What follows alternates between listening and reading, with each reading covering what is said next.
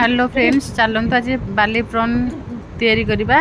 Fast आम 500 ग्राम चिंगुड़ी की भल से आम क्लीन कर एबे आम गोटे स्पून हलदी गुंड, गोटे स्पून लंका गुंड, स्वाद अनुसार लुण, एबे आम गोटे लेंबू को चिपोटिकी ता रस पकईदबा, गोटे अंडा पकईकी ताको मैरिनेट करिवे। सब मैरिनेट हो सारा पर एबे आमे अदा रसुण पेस्ट गोटे चम्मच पकेबा, टिके चिकन मसला गोटे स्पून पकेकी ताको मैरिनेट करिदेबे।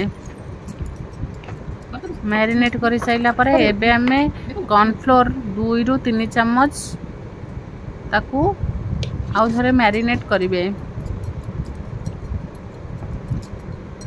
मैरिनेट कर साइला परे ताकू एबे आमे घोड़े दबा, घोड़े की फ्रिज रे ताकू आधा घंटा पाई रेस्ट दे देबे।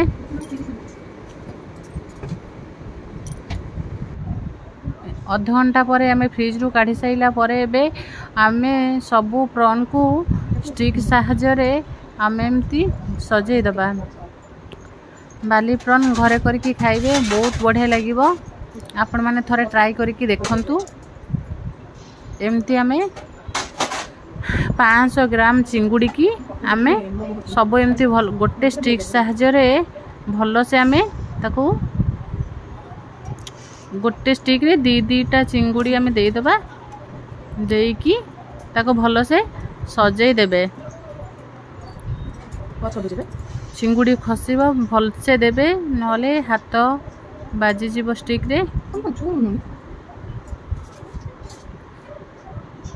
आमर सबू प्रॉन एबे रेडी हो जाइए।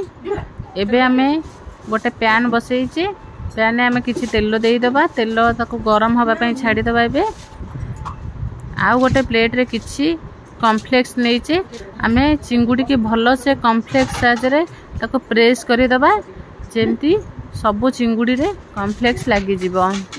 एबे देखंतु आमर सबू चिंगुड़ी एबे रेडी हो जाइए। आमर चिंगुड़ी एबे रेडी हो जाइए। एबे तेल गरम हो गलानी, एबे हमें गोटे गोटे चिंगुड़ी पकेकरी छाणीबा।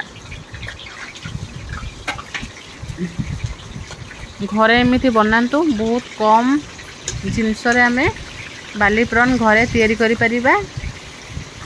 करिकी घरे खाइबे, देखिबे बहुत बढ़िया टेस्ट आसीबो।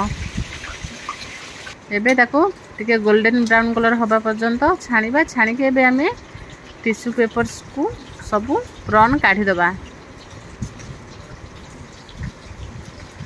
एबे देखंतु हमर बाली प्रॉन हे गलानी। एबे आमे प्लेट को सबू प्रॉन काढ़ी दबा।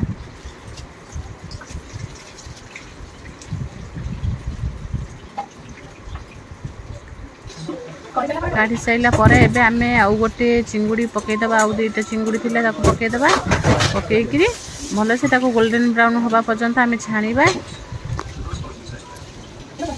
देखंतु हमर बाली प्रॉन छणा सरी गलानी। एबे मु टेस्ट करबा को देई मो पुओ को, से खाई की कहबो केमिति लागुची।